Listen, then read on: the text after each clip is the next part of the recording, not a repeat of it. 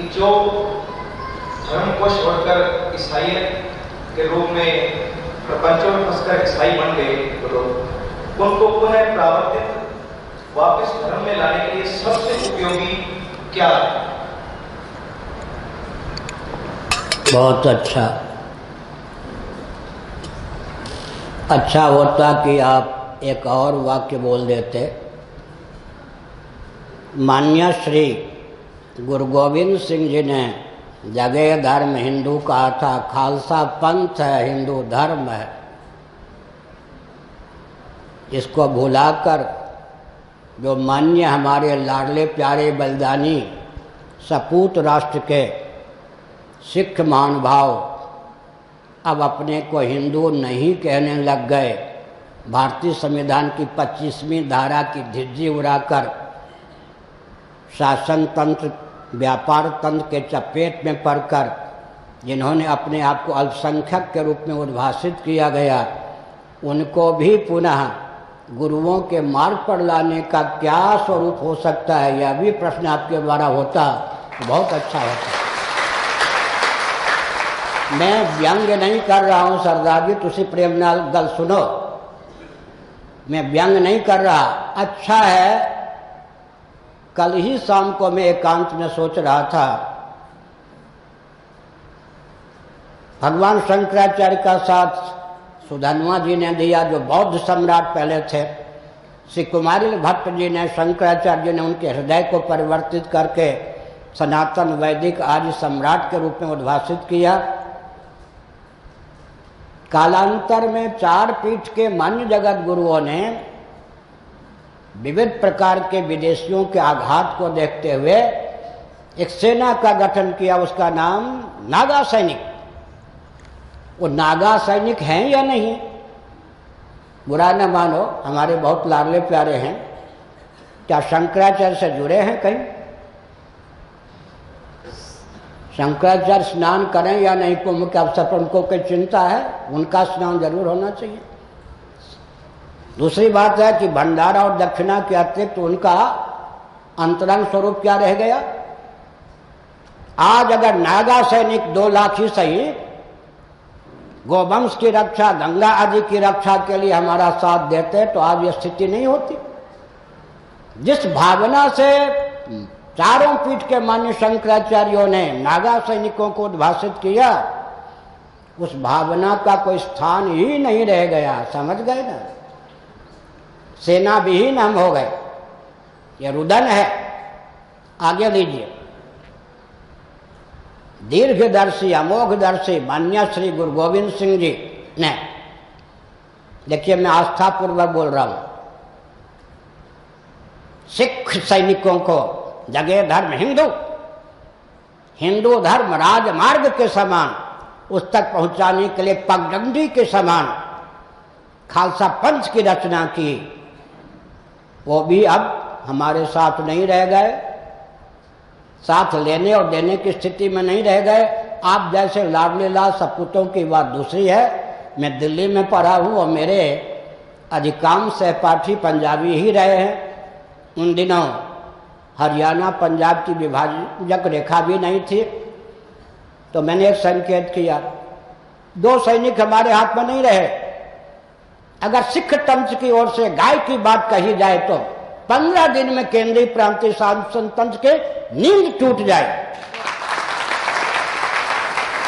सिख तंत्र के द्वारा गाय की बात कही जाए, गंगा की बात कही जाए, सरकार की नींद टूट जाए। कहां कोई आवाज है? बिल्कुल आवाज नहीं है। बल्कि बुरा न मानो, होली है जो कुछ 7 वर्षों तक पंजाब में हुआ, मुझे अच्छी तरह मालूम है। उन दिनों भी हमने यात्रा की थी पंजाब की, वो भी मुझे अच्छी तरह मालूम है। जिनके दमन के लिए सिखों का प्रादुर्भाव हुआ था, उन्हीं से हाथ मिला लिया गया, अंग्रेजों की कूटनीति। तीसरे सैनिक आरएसएस के महानुभावों सुनो, सुदर्शन जी 9 बार मेरे पास आए, मेरी बात को वो मंत्र के समान मानते थे अपनी सीमा में। आरएसएस के सरसंचालक जब वो उस पद पर नहीं रहे, 7 घंटे तो भोपाल में मेरे पास बैठकर बात कर रहे थे। मोहन भागवत जी बार बार आते हैं और आपको नहीं मालूम होगा, शेषाद्री जी ने 24 साल पहले मुझे पत्र लिखा था जब नरसिंह राव प्रधानमंत्री थे। रविन्द्रनाथ पतिहारी RSS पुरी के माध्यम से वो पत्र आया मेरे पास। नरसिंह राव को आप पत्र लिखिए कि RSS से बैन हटाए। मैंने नरसिंह राव को लिखा, क्या हिंदुओं का आंसू पोंछने वाला कोई तंत्र न रहे, यही आप जानते हो, मानते हो? अविलंब RSS से प्रतिबंध हटना चाहिए। 27 दिन की सीमा में RSS से प्रतिबंध हट गया, समझ गए?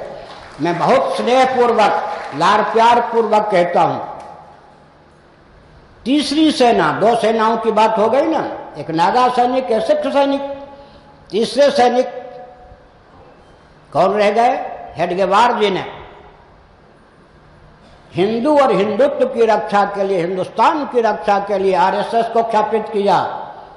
अब वो एक दल का प्रचारक बन के रह गया। हमारे पास न RSS, न हमारे पास सिख और न हमारे पास नागा, और तीनों हैं, तीनों प्रकार के सैनिक हैं। लेकिन हमारे माने जिस उद्देश्य से इनको उद्भाषित किया महापुरुषों ने, उस उद्देश्य की पूर्ति में क्या इनका उपयोग है? कोई भी उपयोग नहीं। इसका मतलब, तो मैंने संकेत किया, जिस दिन हमारे सिख महानुभाव हमारे हाथ सरीखे हमको प्राप्त हो जाएंगे, करोड़ों की बात बाद में है, लाखों क्रिश्चियन कहेंगे तुसी हमको प्रेम नाल हिंदू बना लो। सुनिए, मैं एक अमोघ उपाय बताता हूं। इतिहासकार गुप्तचर भी शांतिपूर्वक प्रेम से सुनिए। भारतीय संविधान की 25वीं धारा की केवल रक्षा कर दीजिए। जैन विश्व में जितने हैं बिखरे हुए, भारत के सहित, बौद्ध, सिख,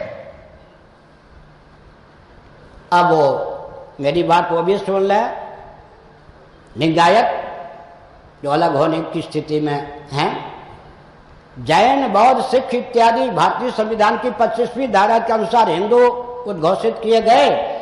अगर पूरे विश्व में जो जैन हैं, बौद्ध हैं, सिख हैं, डंके की चोट से कहें हमारे पूर्वज हिंदू थे, सनातनी थे, आर्य थे, वैदिक थे, हम हिंदू हैं, आर्य हैं, सनातनी हैं, वैदिक हैं, हमारी संतान हिंदू रहेगी, वैदिक रहेगी, आर्य रहेगी, विश्व में जनसंख्या की दृष्टि से दूसरे स्थान पर हम आ जाएंगे या नहीं?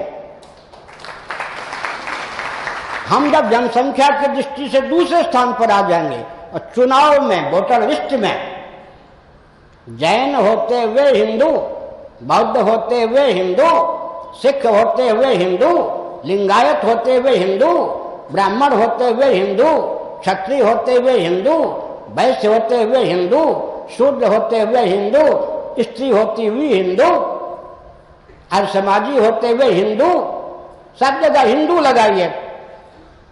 कौन हमारे सामने टिक सकता है? हम तो सबका हित चाहते हैं। अगर हम क्रिश्चियनों को, जो हिंदू क्रिश्चियन बन गए, वही थोड़े बन गए, बुरा न मानो होली है। मेकाले की चलाई हुई शिक्षा पद्धति के अनुसार आज जो हृदय मस्तिष्क बन रहा है, किसको आप कह सकते हिंदू है? एक्सेप्शन, अपवाद की बात छोड़ दीजिए, ध्यान गया या नहीं? अरे अघोषित धर्मांतरण तो प्राय सबका हो चुका है, बीज को छोड़ दीजिए तो। ध्यान गया या नहीं? शिक्षा पद्धति के आधार पर मस्तिष्क और हृदय की रचना होती है। वो तो शिक्षा पद्धति के आधार पर जब हृदय और मस्तिष्क की रचना होती है तो सनातनी, वैदिक, आर्य, हिंदू रहने योग्य तो हमारा मस्तिष्क रह ही नहीं गया। कोई 10% हिंदू है, कोई 15% हिंदू है, 7% हिंदू का तो अकाल ही पड़ गया। इसका मतलब क्या है? वर्तमान शिक्षा पद्धति की विकृति को समझकर नीति अध्यात्म समन्वित शिक्षा पद्धति को क्रियान्वित करने का प्रयास करें। हमको उनकी चिंता नहीं है। देखिए, 1-2 वाक्य और कह दूं। इस रॉकेट, कंप्यूटर, एटम, मोबाइल के युग में भी न केवल दर्शन अपितु विज्ञान और व्यवहार के धरातल पर भी हमारा सिद्धांत इतना मजबूत है, सुदृढ़ है, कोई हिला डुला नहीं सकता। औरों की बात छोड़ दीजिए, पोप महोदय बिना लाठी गोली के ही मचल पड़ेंगे। गुप्त रीति से शिव जी की पूजा तो लोग करते ही हैं। मक्का मदीना में भी गुप्त रीति से ये लोग, ये मुस्लिम तंत्र वाले भी शिव जी की पूजा करते ही हैं। समझ गए? डंके की चोट से पोप जी का हृदय मचल उठेगा। क्या मचल उठेगा? समझ गए कि भाई हमको तो सनातन वैदिक आर्य सिद्धांत ही चाहिए। मैं एक संस्मरण सुनाता हूं। अमेरिका के बुश महोदय दोबारा राष्ट्रपति होने वाले थे। उन्होंने एक वक्तव्य दे दिया। हमको लगता था क्रिश्चियन तंत्र पे टूट पड़ेगा, कहीं से प्रतिक्रिया नहीं हुई। बुश महोदय का क्या वक्तव्य था मालूम है? अपने लिए उन्होंने कहा, मैं जन्मजात क्रिश्चियन हूं, लेकिन बाइबल के प्रति आस्था होने पर भी बाइबल में जो सृष्टि का विज्ञान दिया गया है वो तो आधुनिक विज्ञान के आगे बिल्कुल मानने योग्य नहीं है। इतने अंशों में मैं बाइबल नहीं मानता। हो गया ना? बाइबल में गीता का जितना अंश है उसको हटा लें तो बुश महोदय के ही शब्दों में सृष्टि प्रक्रिया का जो स्वरूप, सृष्टि का स्वरूप, सृष्टि की संरचना का जो स्वरूप बाइबल में प्रस्तुत किया गया। मेरी बात छोड़ दीजिए, मैंने तो बाइबल पढ़ा ही नहीं है। बुश जी के शब्दों में वो मानने योग्य नहीं है। लेकिन 700 श्लोकों में गीता है, वो भी 700 श्लोक छोड़ दीजिए। ऋग्वेद के 10वें मंडल में केवल 7 मंत्रों में नासदी सूक्तम है। 7 मंत्र, पूरा विश्व उस पर लट्टू है, वैज्ञानिक लट्टू है। कोई कह सकता है कि 7 मंत्रों के माध्यम से सृष्टि की संरचना का जो स्वरूप निर्धारित किया गया उसे हम नहीं मानते हैं। जब दार्शनिक, वैज्ञानिक, व्यावहारिक तीनों धरातल पर हम उत्कृष्ट हैं, सर्वोत्कृष्ट हैं, हमारा सिद्धांत हर समय में, हर व्यक्ति के लिए, हर दशा में उपयोगी है, हर काल में, तब फिर सज्जनों इस तथ्य को विश्व स्तर पर ख्यापित करें, करोड़ों व्यक्तियों का मन मचल उठेगा। हमको तो हिंदू बना लो, हिंदू बना लो। और मेरे पास 25 वर्ष मुझे हो गए, 26 वर्ष इस पद पर। मेरे पास तो कई संकेत आ चुके। आप जब चाहें, लाखों की संख्या में हम वो होना चाहते हैं जिस कक्षा में आप हिंदू बनाकर हमको रखें। हम अभी मौन हैं, अवसर देख रहे हैं। समझ गए? सबका हृदय मचल रहा है हिंदू होने के लिए। केवल भारत का शासन तंत्र अपने उत्कर्ष को, देश के उत्कर्ष को नहीं सह पाता है।